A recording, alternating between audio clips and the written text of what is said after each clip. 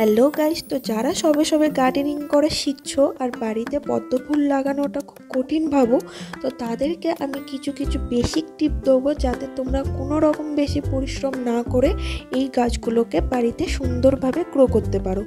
এই দুটো বীজ থেকে আমিও শিখেছি কিভাবে সহজে বাড়িতে পদ্ম ফুল লাগানো যায়। আর এই দুটো বীজের 6 মাসের জার্নি আমি এই ভিডিওটার মধ্যে দিয়ে তুলে ধরেছি যাতে তোমরাও খুব সহজে এই গাছটাকে লাগাতে পারো। আর দেখো, এই গাছটা 2 দিন হয়ে গেল, ছোট ছোট অঙ্কুর বেরোচ্ছে। আর প্রত্যেক দিন এই অঙ্কুরগুলো কত তাড়াতাড়ি গ্রো হচ্ছে। আর আমার যে জানালা ওখানে একদমই রোদ আসে না, তারপরেও এই গাছগুলোর কোনো রকম প্রবলেম হয়নি, কোনো রকম ফাঙ্গাস লাগেনি।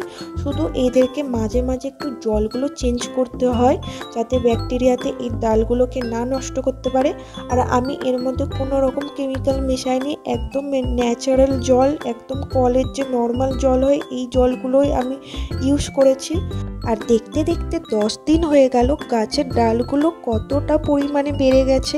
আর তার সাথে নতুন আরও 2টো ডাল এর মধ্যে অঙ্কুরিত হয়েছে। তার সাথে সাথেই দেখো আর একটা করে ডাল বেরিয়ে গেছে 13 দিনের মাথায়। আর তার সাথে সাথে আর কিছুদিন পরেই দেখো এই গাছের মধ্যে শেকড়ও বেরিয়ে গেছে। পদ্ম ফুল বাড়িতে লাগানো সহজ হলেও এই গাছটার ফ্লাওয়ার হওয়া পর্যন্ত ধৈর্য রাখাটা খুব কঠিন। এর জন্য আমাদের কাছে এই গাছটা অনেক শক্ত মনে হয়, কারণ এই গাছের ফ্লাওয়ার হতে হতে মিনিমাম 6 মাস তো লাগেই। তো এই গাছে দেখো শেকড়গুলো অতিরিক্ত হয়ে যাওয়ার জন্য গাছটা জলের ওপরে ভেসে উঠেছে। আর তারপর আমি এই গাছগুলোকে একটা টবের মধ্যে লাগিয়ে এই গামলাটার মধ্যে সেট করে দিয়েছি।